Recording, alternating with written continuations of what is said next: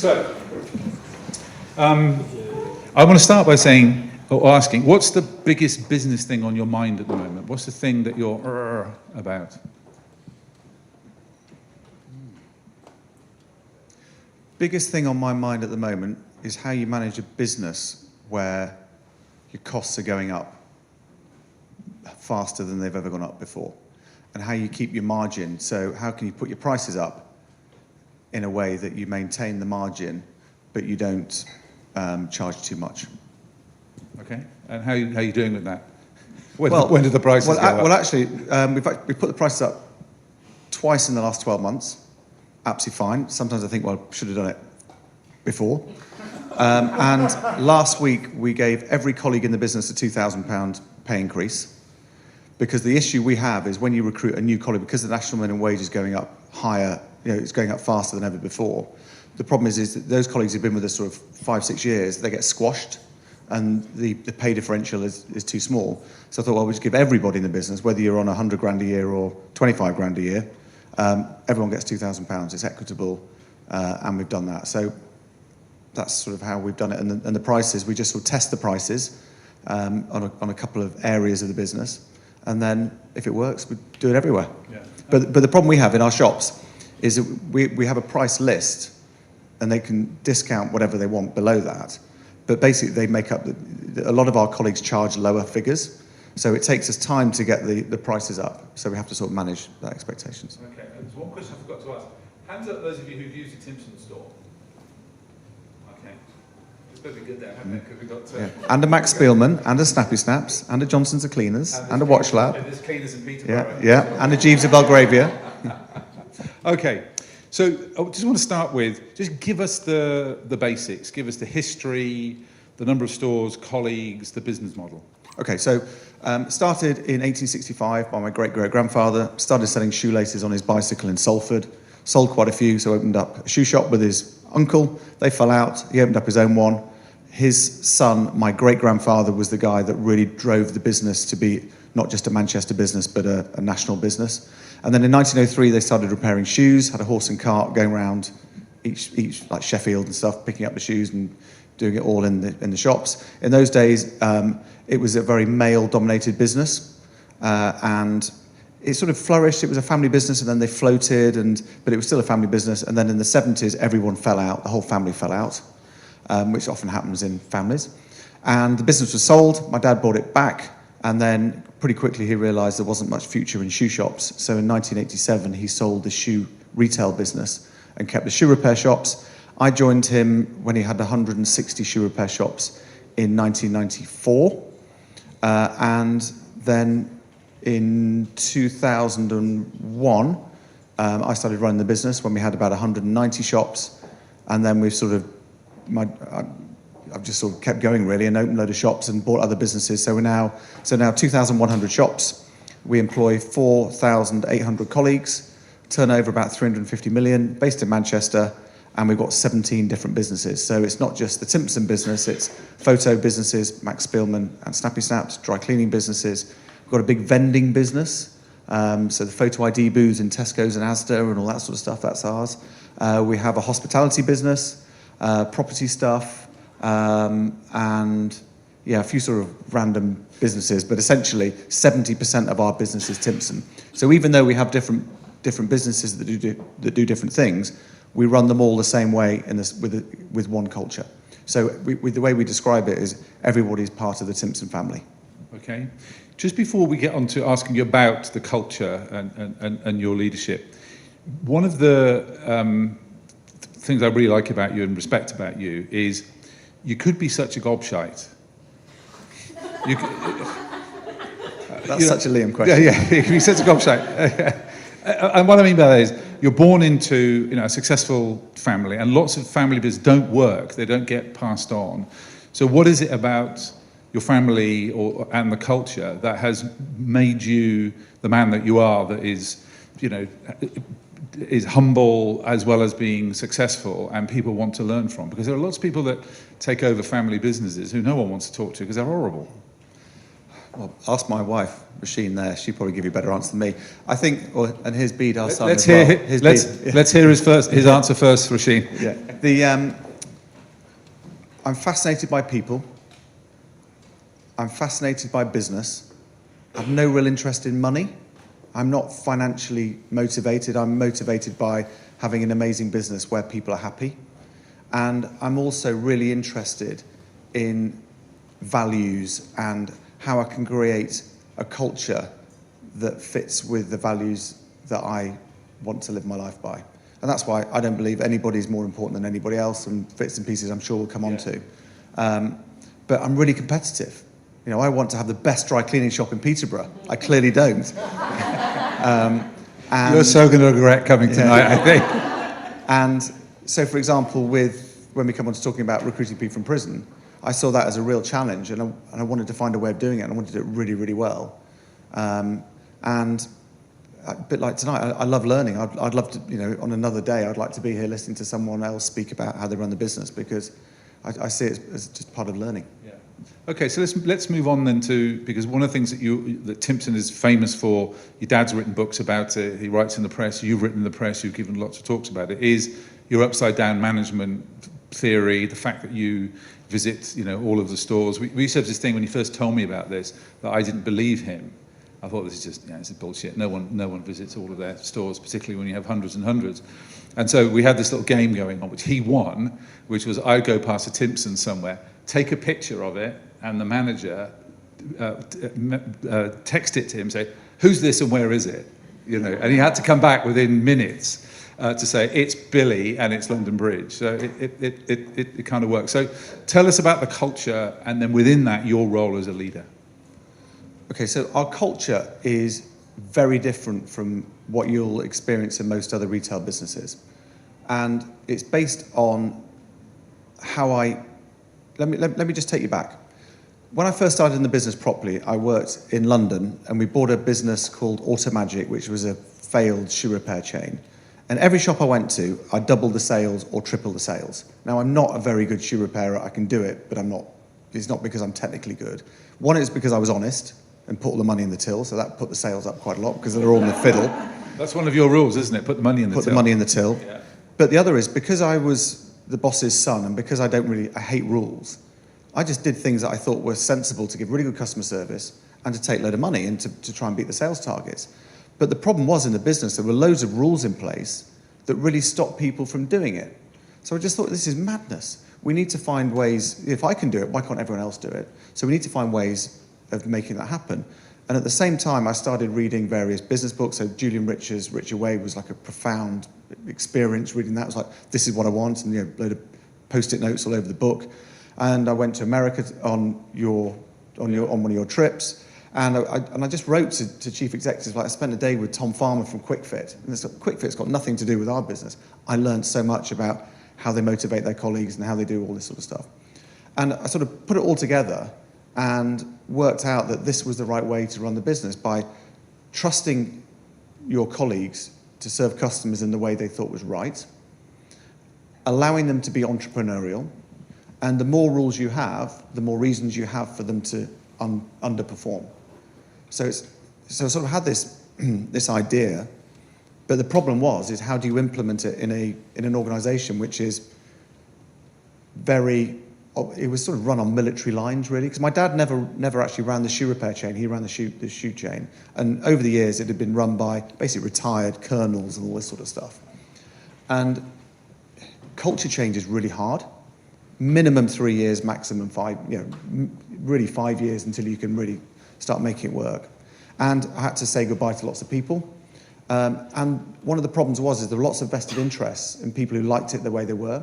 They liked telling people what to do. They liked to control people. They liked to have power over people. And the way upside down management works is everybody's equal. And what you have to understand is the people who serve customers and put money in the till are the kings and queens of our business. They can do whatever they think is right.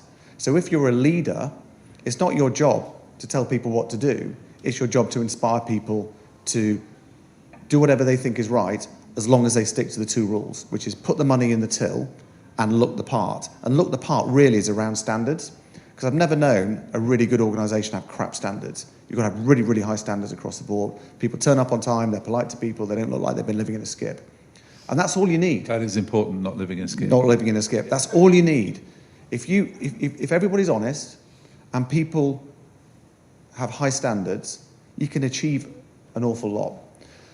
So then the next problem I had was when you buy another business, how do you instill this culture into the new organisation? We've done like 24 deals. We've bought 24 businesses over the last 20 years. And if I'm being really honest, the only way you do it is by getting rid of virtually all of the leaders. Every business we bought, there's one or two people that stayed who have sort of become real gems, but they don't get it. It's very hard for leaders to understand that you can't tell people what to do. It's your job to help people do their job as best they can and to make sure that they're happy. So then it rolls on to, then the next thing I sort of really learned is, how do you measure how good a leader is if you're asking them just to let people do what they think is right? Yeah. And the best way to do it is to measure how happy their colleagues are with their leadership. Simple as that. So in fact, it goes out next week, our annual Happy Index. And so if I was the area manager and you're all my colleagues, you get a thing that's emailed through that says, on a scale of 1 to 10, how good is James as your boss?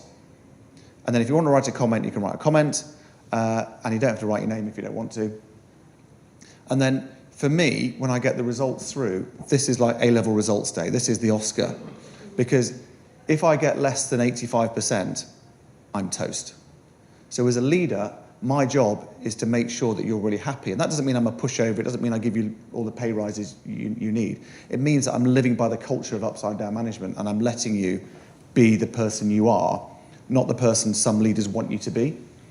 Some of our area managers get 100% 10 out of 10. And funny enough, the ones that have the happiest colleagues make us the most amount of money. So don't start off by trying to make lots of money. Start off by making sure that your colleagues are really happy. The happier they are, the better they'll perform. Do you still do the, on those review forms, you ask your area managers things like, your manager in Covent Garden, Yeah. what would you buy him for his birthday? What's his hobby? What's his wife's name? Etc. Do you still ask that? Because Yeah. I know one of your beliefs is, if you don't understand who the people are who work for you, they're not going to work as well as you might want them to. Yeah, so the way we train it is every year we have an area. Imagine you're all area managers, okay? So you've got to think now of a colleague who you met today, one of your colleagues you met today, okay? And imagine now a piece of paper comes in front of you with their name on the top, and it's got these questions. Name their partner. Do they have any kids? If so, what are their names and how old are they? Where did they last go on holiday? What are their hobbies? What football team do they support? Whatever. If they have pets, what's their, do they have a dog or a cat, and what's the dog's name? And when we do that, again, if our area managers get less than 80% and they don't know who we're going to ask about, we're not happy, because it's their job to know their people. They don't have to like each other. They don't have to be best friends. They don't have to know everything about them outside work, but they need to know these important facts and information about somebody to be a great boss. Because when it comes to inspiring someone, the best way to inspire someone is when there's a problem. And the best way to help someone with a problem is if you know them, because everybody needs help in different ways. Okay, and talk about how you, in your day-to-day work, embed that culture and challenge people when you see it not working. So I spend a couple of days a week going around shops, and chat to everybody, look at the standards, look at the figures, and Did you just turn up, or do they know you're coming? no, just turn up. But by the end of the day, they all know you're around because the jungle drums have gone. Shit, James is in town. In fact, I was in Derby last week. Put the money in the till. And the manager was phoning. The manager was serving a customer, and the phone was going. So I picked up the phone. They said, "James is around. He'll probably be there in about 15 minutes." I said, "I'm already here." So what I'm interested in is just how they feel and how they talk. And I'm not really, I look at the figures, but I'm more interested in just how they are in themselves. And I always ask them the question, how are you? Are the area team supporting you? I always say thank you to them as well for everything that they've done. But it's a sixth sense because I've done it for so long. I'm just looking for when there's a problem. But also it's about being open and about being visible, because one of the problems when you've got 4,500 colleagues, I don't know. I probably know 1,000 of the colleagues.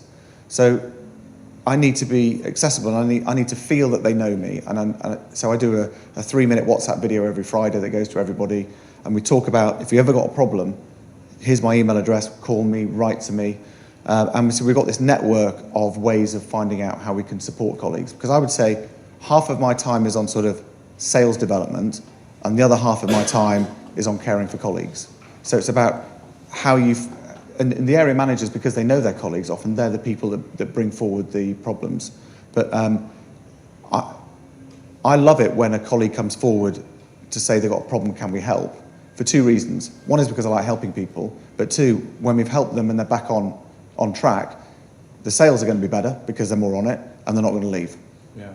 So there's a commercial reason for doing it. Okay. How do you recruit your regional managers? What are you looking for when you recruit people? I know that one of the things that your company does very well is the way you communicate to people, the cartoon characters and all of that. Tell us a bit about that and what the recruitment process is, particularly for your more senior people. Okay, so we'll start off recruitment on the shop floor or into the office. So CVs, for us, waste of time, not interested. All we're interested in, what's your name and what's your phone number? Because we'll interview anybody who applies to us for a job, because the thing we're after is personality. And a CV doesn't really tell us what your personality is. We want people who are fun, interesting, sparky, got a bit of life about them, they look you in the eye, got a bit of energy. I can train any of you to be a good watch repairer or dry cleaner. Will you just stop that? Yeah. But I can't change any of your personalities, and I wouldn't want to do that. So what we want is people who have very specific personalities, and really within that, people who are a 9 or a 10 out of 10, because they're the people that everybody wants. Every organisation wants a 9 or a 10 out of 10. They will be flexible. They just got it. We can always spot a 1, 2, 3, 4, or 5 because I'm sure they can be happy somewhere else, but I don't want them to be happy with me. Yeah. But the danger zone is the 6s, 7s, and 8s, because they're like, okay. And when you're desperate, you'll recruit a 6, 7, or 8 because they're there. But really, we just want a 9 or a 10 out of 10. So the way we do the recruitment is all on personality, and we want the 9s and 10s. But within that, we have a waiting list. We want a waiting list of people who are desperate to work for us. We really like them. We've interviewed them, but unfortunately, we don't have a vacancy. That's the best way to recruit. And then when it comes to senior colleagues, apart from in the office where, if we need another accountant, we'll try and do our succession planning and develop someone through, but we'll need to recruit someone from outside. Let's take IT as an example. We need like a Java programmer. Well, it takes years to develop them, but they may be a really good Java programmer, but if they're not happy, fun, interesting, engaging, we won't take them on because they just don't fit. But when we look for people who are promoted through the business, basically everyone starts off at the bottom and works their way up. And it's the people who live by the values that we have. And the thing we've really focused on the last probably 5 years is succession planning. I think certainly lots of charities and stuff I've been involved are terrible at succession planning. But we've done an awful lot of work on succession planning. And what we've learned is if you want to be a Timpson area manager, before that, go and work in Max Spielman, go and work in Johnson to Cleaners for 6 months. Go and experience different parts of the business, and they always come back better. And we've invested in this amazing leadership and training centre in Manchester. So we bring lots of people up for various courses, from how to recruit, how to have difficult conversations, the mental health first aid, how we support colleagues, financial health first aid, and all those sort of they're not sort of business school type courses, but it's real courses, it's real information on how you help people. Yeah. Could you just tell us about some of the incentives that you have for people? I know you have a whole range of ways that you, on top of people's pay, that you make it a really great place to be. So we've got every business needs a drug that incentivizes people to do something, to behave in a certain way. And in our shops, we have the bonus scheme. So every week, colleagues in our shops earn on average, I think it's £89 a week bonus. So it's a simple formula. So you and I work in your dry cleaning shop in Peterborough. Oh, for God's sake, James, we're both paid. Leave the woman alone. I'm trying to keep the numbers right. We're both paid £400 a week. Yeah. So we times that, we add it together, 800 times it by 4.5, which is 3,600. Yeah. That's our sales target for the week, VAT inclusive. Anything over that, we get 15% shared between us. And the way we divide up the cake is based on the number of skill levels we have. So if you have twice as many skill levels that I have, you get 2/3, I get 1/3. So we've got an incentive every week to go for it on sales and to keep the wages as low as possible. Because most organisations, everyone's saying, I need more people, like, I need more people, I need more people. In our business, people say, well, actually, no, I can do it on my own. So that's why so many of our shops have one colleague, they don't want anybody else, because they want to earn the money. So the bonus is a really important motivator for sales. But then on the other side, you can't just pay people money for performing, you've got to reward people for their loyalty and good service. So that's why, I mean, a lot of our benefits now, everyone does. So we've copied some off other people and other people have copied them off us. So everyone gets their birthday off as an extra day off, paid. We have 20 holiday homes where colleagues go on holiday. You've got 20 now? 20, yeah. There are these lodges and Haven holiday parks and that sort of stuff. Colleagues love it. We have a scheme called Dreams Come True, so we spend £1 million a year making colleagues' dreams come true. We have a hardship fund. We do. Would one of those be James doesn't visit as regularly? Yeah, may well be. You know, a lot of them are. When we first introduced it, I thought some people are going to take the piss here, but they don't.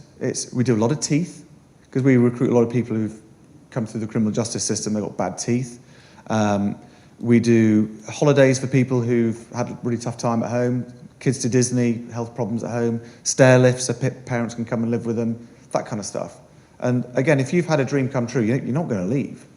You become incredibly loyal. But also, I think it's a lovely thing. I think it's what a business should do. You know, if you make money, then the people who've made the money for you, they should be the first people to benefit. What's your dream at the moment? What was the dream you want to come true? Well, Rasheen and we bought a hotel in Morzine in France. And my dream come true at the moment is to see it all refurbed. Rasheen and and Bede. I'm going to be in the DJ booth, and the revolving dance floor is going to be spinning round. Right. So a sort of middle-aged man dream. Yeah, that's it. You got it. Okay. So before we move on to the prisoners thing, so tell us about the strategy behind the porter cabins on Tesco's car parks. Oh, the pods. Yeah. Okay. So we've got 720 of these pods. We call them the little shops in car parks. We call them pods. And we have two sorts of pods. We have a stretch pod and a square pod. There's no other pod. Stretch pod? The stretch pod is the sort of the rectangular one, and the other is the square one. Okay. We bought a business from Unilever that had dry cleaning and photo shops in Sainsbury's. And they were really good sites by checkout number 1. And then when Sainsbury's started to go into clothing and homeware, they basically wanted to kick us out because they wanted to move increase the size of the store. And these were really good shops. And I kept saying, well, can't you find us a space in the corner of the store, or can't I build a little shop in the car park? And they were like, no. So then the supermarkets started to take on environmental issues. And so I designed a recycled shipping container. I put it's only drawings of it, solar panels, wind turbines, all this sort of stuff. Went to see Sainsbury's, and I was really excited. I said, this is going to be great. Put it in the car park, and it takes up 2 parking spots. And they went, no, that's not in our plan. 3 weeks later, I was going to see Tesco, and I thought, well, I'll show them anyway. And they really liked the idea, because they understood that they really want to start recreating the high street out of town. And online was starting, and they realised they need to find other ways for people to come to the stores. And also it helped that there's a guy called Michael Fletcher, who was the guy I was talking to there. His son played mini rugby for Caldy, and Patrick, our other son, was playing mini rugby for Chester, our rival team. And I saw him on the touchline, and he said, oh, I've got doing some building work at the moment at home. I can get our builder to do it in Warrington, because no one from Tesco head office ever goes to Warrington, so we can get away with it. So we did it in Warrington. It's still there. It's actually one of our most profitable pods. And then we did a few more, and it worked. And then they did their research that said that customers become more sticky to the store if we're there, especially with dry cleaning, because people need a return visit. And then the supermarkets copy each other all the time, and then Sainsbury's thought it was a great idea. So the way I've always done it is I want them to think it's their idea, and then they all follow. So that's how we have the pods. And if it wasn't for the pods, our business, we would have really struggled, I think. So even though we've got more shops in the high streets, the big growth for us is in the supermarkets. Okay. Before we move on to all the work that you're doing around prison reform and recruiting prisoners, I have two final questions. One of the pushbacks on what you're talking about could be, well, that's all very well for you. You own all of the business. It's a family business. It's a benign dictatorship. You can do what you want. That sort of stuff is fine, but that's never going to go in. That could never go into a PLC or some other sort of business, because only you can get away with that in the sort of business model you've got. What would you say to that? Yeah, because PLCs have a short-term outlook. And I would argue that our business is far more successful than if we were a public company, which it means that public companies should run their businesses in the same way. You know, on our 350 million turnover, we make 50 million pounds profit. We have no debt. We don't gear up the business. We pay everybody really well. We do all the things right. And the more we do it, the more money we make. And what you see in lots of these PLCs is they strip out the cost from the people who actually serve customers and put money in the till, and they spend their money on lots of sort of middle to top management to try and get an extra 2 or 3% of sales. So they're chasing the sales all the time. But what that does is it complicates the business. And I'm a big, I see my job as chief executive of saying no to 95% of things, whereas I see too many businesses, they say yes because they don't want to upset people, or they're just trying to chase that extra marginal gain, and it screws the business up. Okay. Let's move on now to the prisoners thing, and another shameless plug for my book. So you very kindly wrote the foreword for me, and this is what you wrote, which will bring us into this section and flog a few books. Forward. At Timpson, business is more than just business. We use our network of more than 2,000 shops across the UK to build a better and safer society. We have found a pool of extraordinary talent behind prison walls, and we've recruited more than 700 men and women through our training centres in 6 UK prisons. We don't just do this because we believe that business has responsibilities that go way beyond what company law dictates. We do what we do because it is good for our business as well as the communities in which we run our shops. And one other little bit. Aligning purpose and business is not easy by any means. Changing the world is not for the faint-hearted or those easily defeated by setbacks. So why do you do this? Why do you take on prisoners at such a scale? How did it start? What's the impact? And what have the challenges been? And what are the setbacks that you've experienced? I'll remind you of those questions because there's a lot there.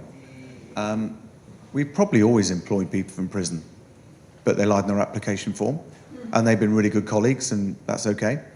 Rashid and I were fortunate 21 years ago to be invited into a local prison where we live, in Warrington, and it was like sort of invite local businesses in. There was some sort of enlightened prison governor, I think, and the young guy showing us around, Matthew, was brilliant. Sparky, he was a 10 out of 10. So I gave him my business card and said, when you're out, give me a ring and I'll give you a job, because he basically just left school, went to a nightclub, Mr. Smith's in Warrington, probably some of you have been there, and got into a fight, and he thought his whole career, whole life was over. Took him on, he was really good, so I thought I'll go and get a few more, because prisons, when it gets under your skin, it's just fascinating. People are fascinating, the system's fascinating. So then, most Friday afternoons, I just go around the prisons in the northwest with the governor, walking around the wings, talking to prisoners, sitting in their cells, finding potential good colleagues. And I probably got to about 12, 15, and I made a load of mistakes on the way. I recruited some brilliant people, some disasters, and it got to the stage where I thought I need to tell everyone in the business what I was doing.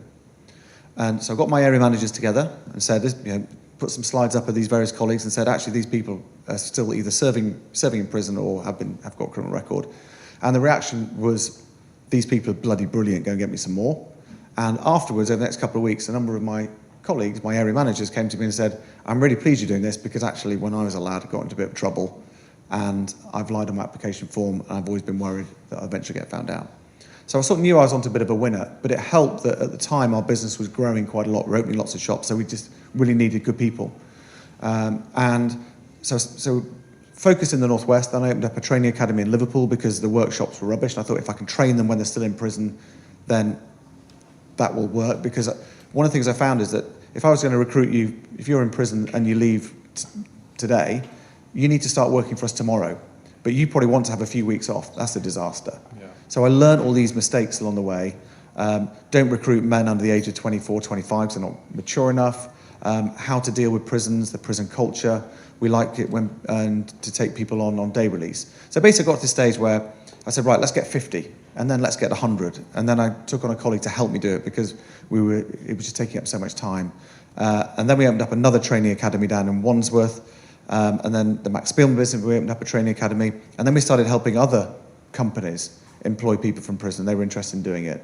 And it just sort of kept going. And I think the reason why it worked is because I'm a really commercial person and I just want really good people. And I found that the people who we recruited from prison were more honest, more loyal, and worked harder. So I thought we're going, and for years, we got the cream of the crop. We go into a prison and get the best people. Now I'm competing against Greggs, Halfords, Marks and Spencers, and everyone else. Careful what you wish for, James. Yeah, I know. It's sort of a nice problem to have, really. But I think it's made our business a far happier business. I think it's made our business more interesting to customers, although that was never the intention. I think, we're a business that cuts your keys and I'm employing burglars and armed robbers. I mean, lots of people would go, I'm never going into one. And we did have that problem. You haven't told your joke. I thought you would tell that. It's an old joke, but it's a really good one, that we teach them everything in prison except... Key cutting. Key cutting. We do. But we had lots of problems. It was not straightforward. We employed a guy in Belfast who was an accomplice to a murder. He was working in our shop in Castle Court shopping centre, and the victim's sister came into the shop and was served by him. Understandably horrendous. And headline in the Belfast Evening Telegraph, "Killer Cobbler Cuts Keys." So now... You've got to admire the alliteration. Yeah, that was there, pretty if good not one. the sentiment. And then for years we had lots of sort of lag headlines and this sort of stuff. But I just thought, what we're doing is right. We need to give these people second chances. Whether you've been to prison or not, a lot of people need second chances. Because our business doesn't require qualifications, we require personality. It actually suits people who've had a difficult start in life. But then with my commercial hat on, they're just really good. And I just can't, I still don't understand why other people don't do it to the scale that we do, because they're just brilliant people. And so over time, now we will have recruited probably 2,000, maybe even 3,000 people from prison over the years. And we've got 680 foundation colleagues working for us at the moment. We don't employ sex offenders, which is, maybe we'll have a question on that later on, which is something that in some ways I'm embarrassed about, but I don't know a way around it. And we've got a number of my senior colleagues have people who we first met in prison. One of the directors of one of our businesses, I first met her in East Sutton Park Prison. And they're treated just like anybody else. And I think our business is far healthier for it. Yeah. I remember visiting your excellent HQ in Manchester, and one of your colleagues was telling us about the programme. You were joining us later on, and he took us all the way through it, and then someone said to him, "So what's your background?" And he said, "Well, I was a member of Merseyside Police Drug Squad, and we did a big bust, and I creamed a bit of drugs off the top and got busted." And imagine being a copper from Liverpool in prison, from the drug squad, but then you gave him a chance. Yeah, and he's now a guy called Darren. He's actually today, he's at Cambridge University doing a master's in criminology. And he does most of our... So if a company wants to employ people from prison, Darren holds your hand and shows you how to do it. Yeah. Okay. Yeah. Okay. So I want to give plenty of time over to questions. So what I'd like you to do is turn to your neighbour and have a chat about what you've just heard, and then we'll hear questions. And you've probably picked this up from James, and if you haven't, you've not really been listening. If you disagree, you want to push back, that's when he's at his best. So turn to your neighbour, have a chat, and when I stand up and wave, stop. Go.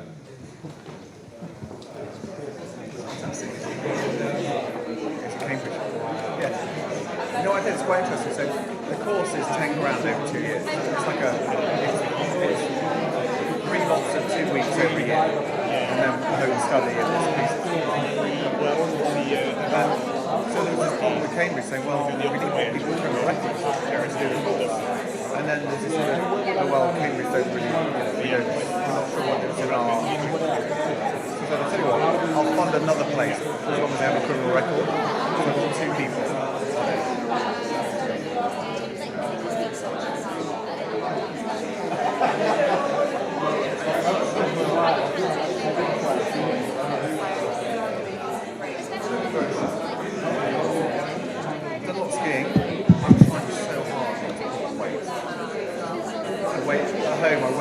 every morning. They would stand there naked to get an extra 0.1 pound off. Pretty good. Life is good. I mean, considering when we work with COVID really hard. I thought we had that day when Boris was in intensive care. The stock market went down 4,000. The oil price was in negative.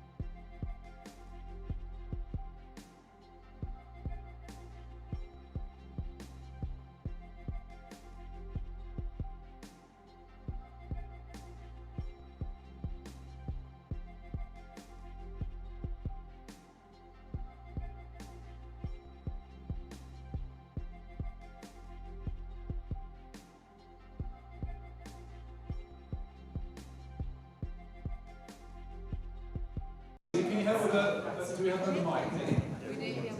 Okay, so there's Rosie. So, no speeches, please. You'll be cut off at the knees if you become boring.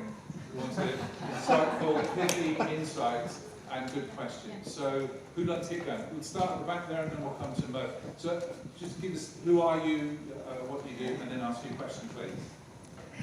Hi, I'm Dana, working for a not-for-profit in anti-fraud. Would you like to stand up? Oh, sure. Thank you. So first question, it's only two. So first one is, can bad leaders become good? Put the mic to the big question now. So can bad leaders become good? And if so, how do you do that?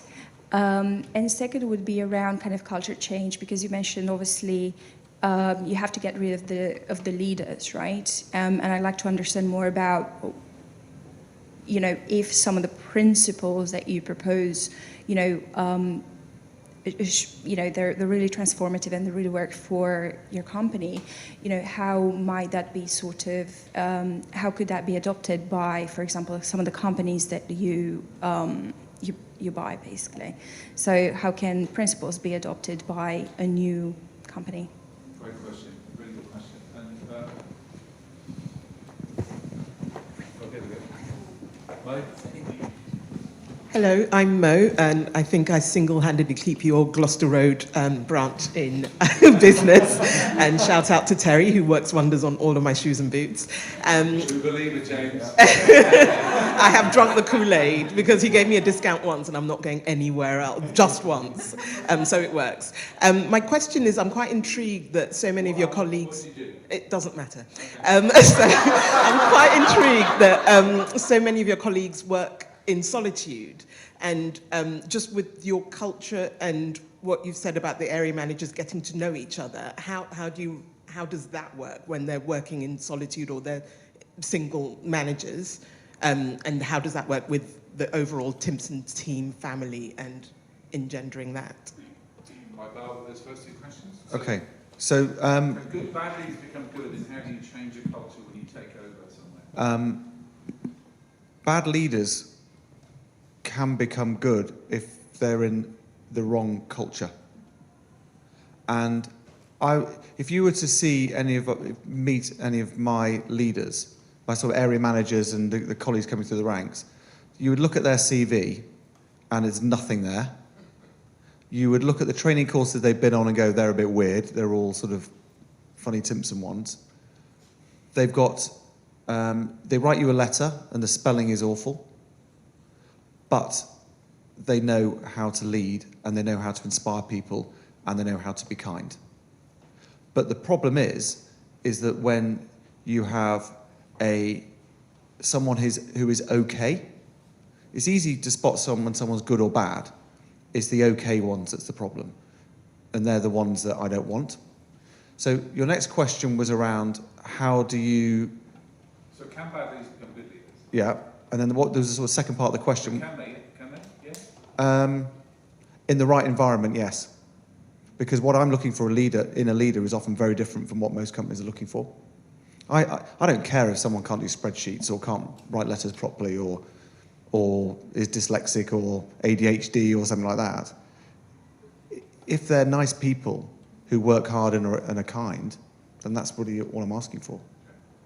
And then, could you talk about difficult conversations? I'm a big believer in fail fast. Some people would say our style on people is ruthless. And I'm sort of okay with that, because I don't think it's fair that my fantastic colleagues have to work with people who aren't good enough. I sleep very well at night, knowing that sometimes we have to have those difficult conversations, because I feel as a leader you've got a moral duty to make sure that your fantastic people work alongside fantastic people. Okay. Okay. And you have a lot of people working on their own? Yeah, one colleague branches. About 80% of our shops are run by one colleague. But on the area, we have lots of mobile colleagues. So Terry, who works in Gloucester Road, sometimes he might have to go and work in Fulham because Manny in Fulham hasn't rocked up. But we have an area team, so we have an area manager, and they have 3 or 4 assistant area managers, and one's in charge of training, one's in charge of standards, one's in charge of sales, and so they're going around the shops all the time working with colleagues. So they need to get around the shops all the time, but also our colleagues, they quite like working on their own, because even though they're on their own, they've got the customers. And what we find is our shops work best when they're just on the right side of panic. Our problem shops are the quiet shops where and then what you find is that the turnover's not great, the standards then get worse, the colleagues are uninspired. I want them to be just on the right side of panic. Sometimes they go in the wrong side of panic for a bit, that's okay. But where they earn the most amount of money and where the customers like it the most is when there's that buzz, a bit of action. So that's where we judge it. So one of our issues is say the shop gets busier and we want to put an extra colleague because we feel we're losing turnover. Terry won't want to have someone in with them. We do have some colleagues that just don't like working on their own, so we have to put them in shops where they have extra people. But most of our colleagues actually prefer being on their own because they know where everything is, no one else can make the mistakes, and they know how the whole thing works.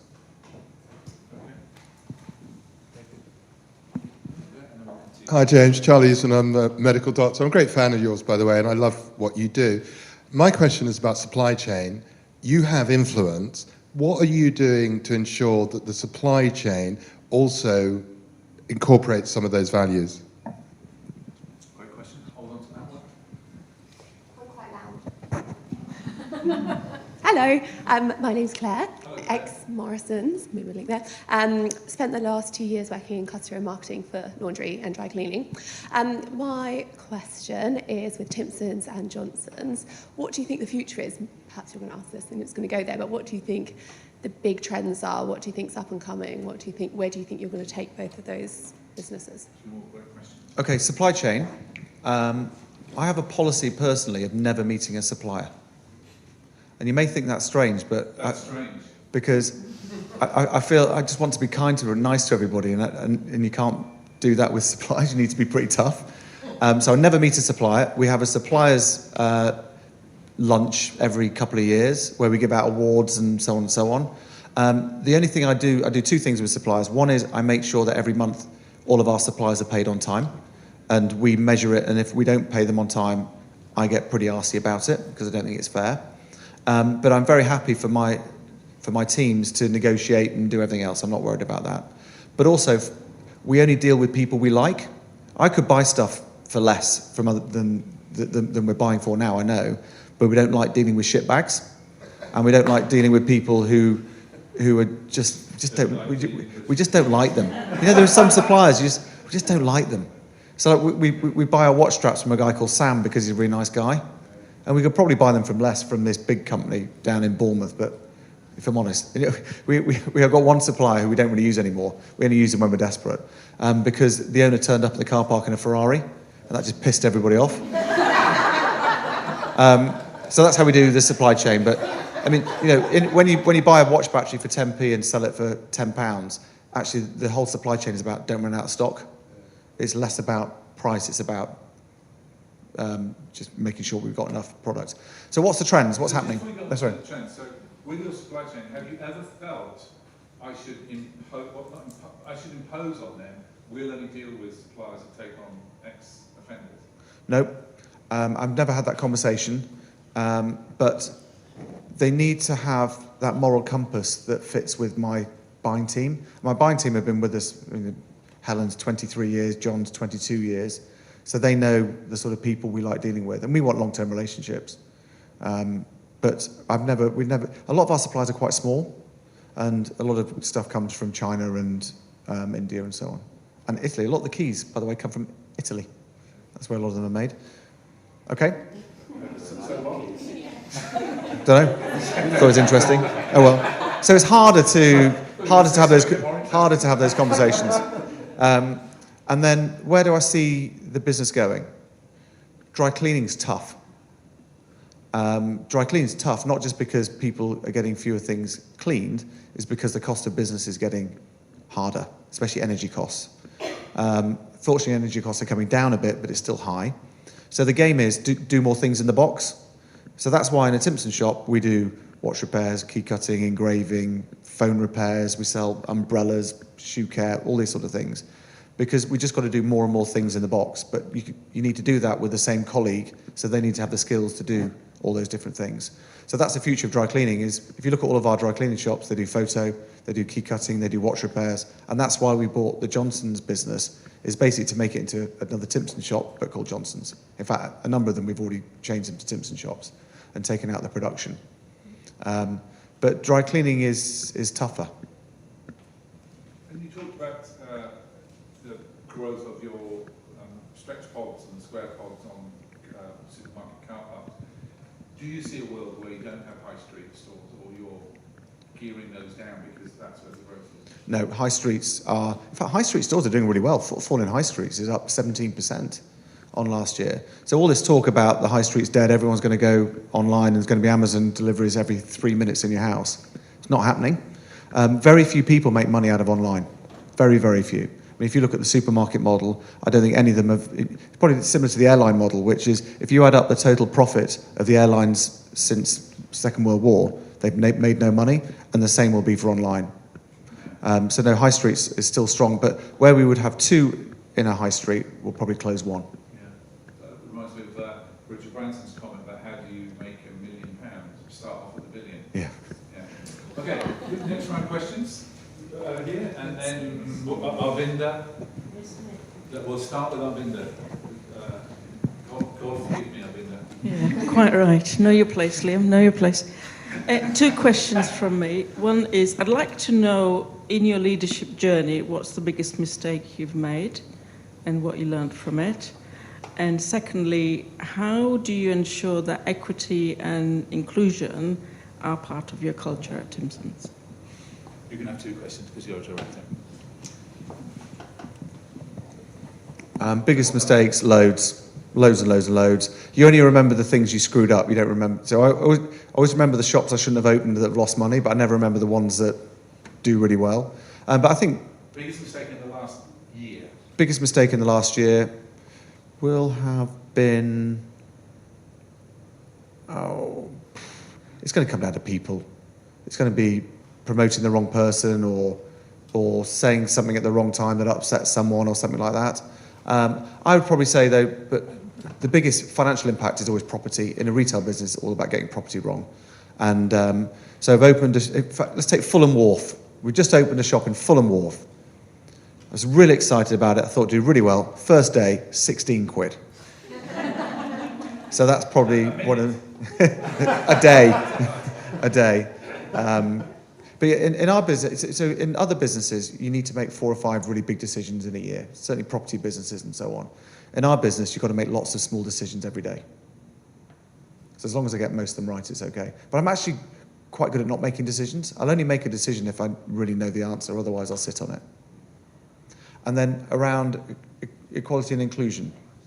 So just explain to me a bit more about what's the specific question. So in the prison service, we know that there's a higher representation of people from black communities. I can't remember seeing a black person in one of your shops. Yep. Well, And I live in London. Yep. So I just wondered what your philosophy was around that. So if you were to look at our diversity, we're very good on some areas and not as good on others. So for example, we have the proportion of people of colour in our business represents the communities we serve, bar Asian communities. We find it very difficult to recruit a large number of Asian colleagues. Ironically, my finance director, Paresh, is from an Asian community in Leicester, but we've really struggled on that. We don't really employ many people with disabilities because of the nature of our shop, so that's an issue for us. I think we're very strong on LGBTQ+. We're sort of over numbers on that. And then obviously we recruit lots of people with criminal convictions, so we do well on that. So I wouldn't say we are perfect. Ironically, I think we have an issue in Northern Ireland because we don't employ enough Catholic people in Northern Ireland. Right, remove him. And we don't know why. And bizarrely, a lot of our colleagues over in Northern Ireland are actually from England. They met Irish girls and go back to live in Northern Ireland. But I'd like to think that we are pretty good on it. But the fact is, we just want good people, and we just need to recruit from the communities that we serve. And I think our business probably struggles for the fact that we recruit internally into leadership positions, and that is a weakness and also a strength. Because if you recruit internally, they end up recruiting people like them. Let's go over here, and then somebody else. So we need to, go ahead. You've been waiting very patiently. Emma, Conduit member, interested in prisons and how you harness the human potential within them. Within your business model and the culture, where sounds like a very flat structure and everybody's treated as equal, as you said, how then do people working in Timpson's mark their career progression?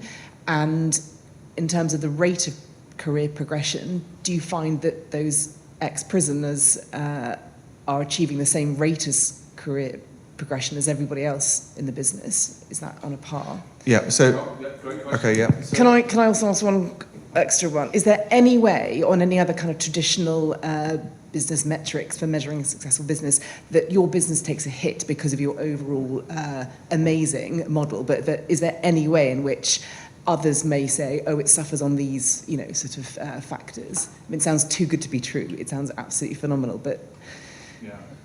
that's it. Thanks. I've got more to remember now. Yeah, I might be able to help you.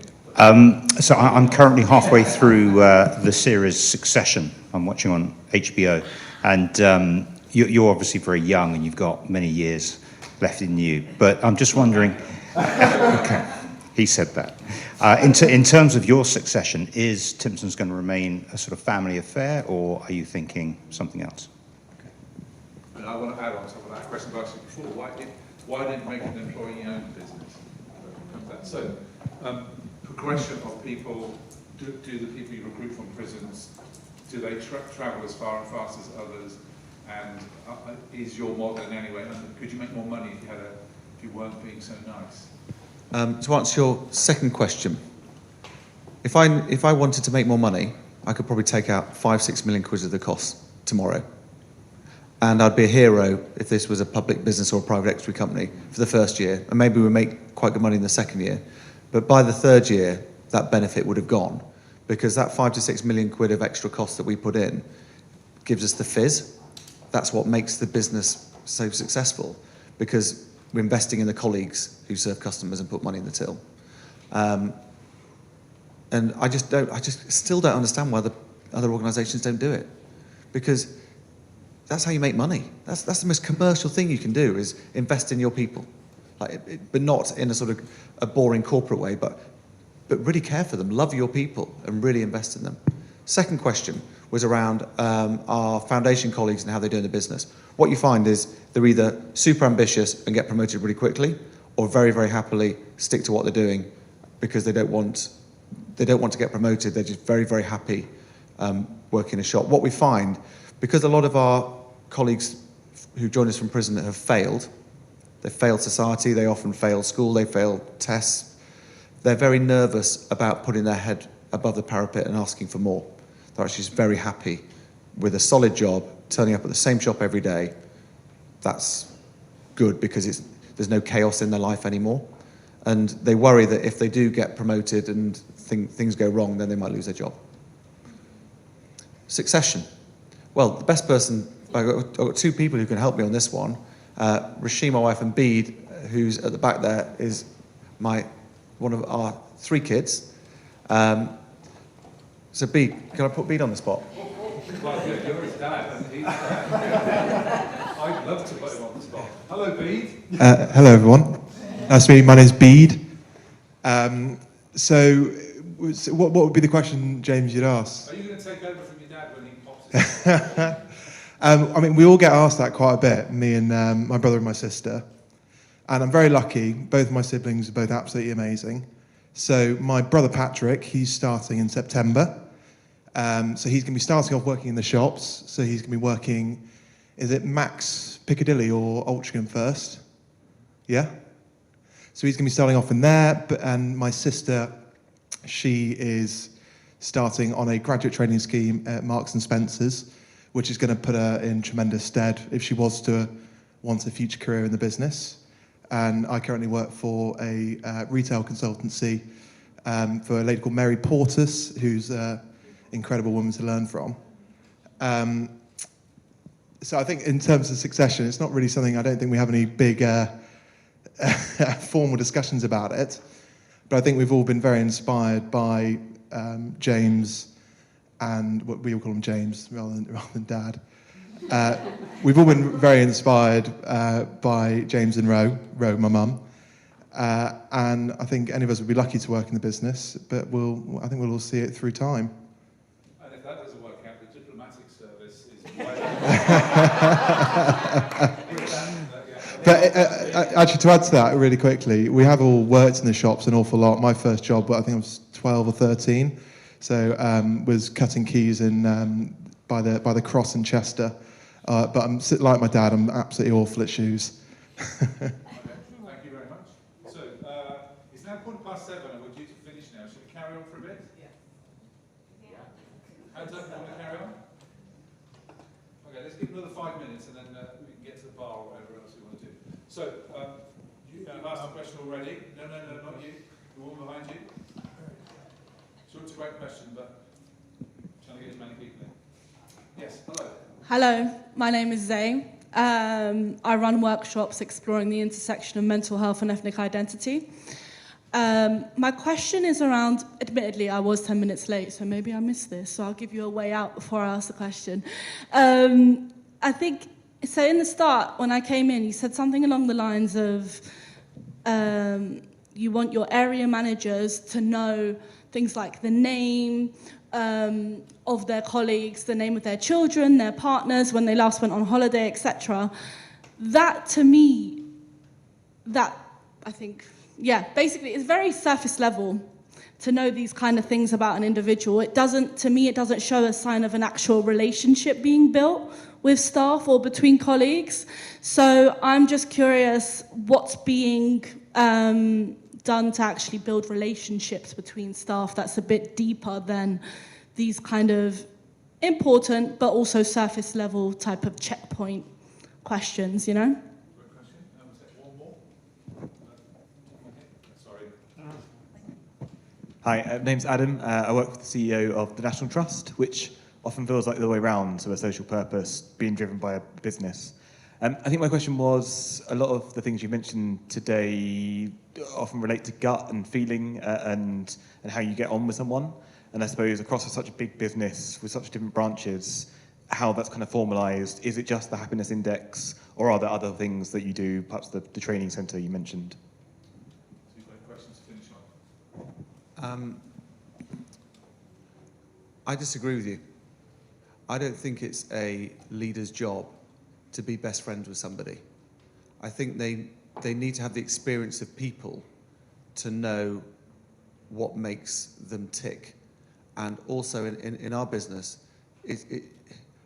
I feel it's important that they know them and they know their circumstances so they can best help them when there's a problem. But I probably back off a bit from the fact that I don't want them to be too chummy. I mean, a lot of them end up being, we employ lots of families, lots of cousins and all that sort of stuff. But I'm always slightly nervous, I don't know why, of that, I may be wrong. But I do think it's important they need to. So, for example, when it's a colleague's birthday, the area manager buys them a birthday present. And if they know they're into Manchester City, then they can buy them a Manchester City book or something like that. So that's why we want them to know bits and pieces. But I'm very happy to be called out on that one. And then the question was around let me see if I can, National Trust. I'll take it this right, jump in. A lot of what you talked about is that very relationship. How's that formalised in such a, you're not a huge organisation, but you're not a small one. And if you're a National Trust, which is huge, with tens of thousands of people and volunteers and so on, maybe behind that question is how might that model work in a National Trust? Might be, yeah. Businesses are often overmanaged and people try to measure everything. When actually, if we take Terry in Gloucester Road, if he's happy, the figures are okay. We don't get many customer complaints. And when one of the leadership team pop in and it looks okay, that's all right. But if I wanted to check up on them all the time, we don't even have EPOS systems, we don't have computers in our shops at all. So if I wanted to have cameras everywhere, EPOS systems, I'd probably have to increase the overhead of the business by about 5 million quid. And I don't want to do that. I much prefer just to let it go a bit and let colleagues be themselves. And they stay a lot longer when you trust them to do that. So a lot of it is just, for example, I know that we have probably, 10 million a year nicked off us by naughty colleagues. Well, that's sort of what happens. But I could spend 5 million trying to reduce that by 5 million, but there's no. So it's a case of judging where that line is of how much management that you put in and how much trust you give people. And I think trust is far more enjoyable, and it costs less. Enjoyment at low costs. Okay. James, thank you so much. Is that worth a huge round of applause?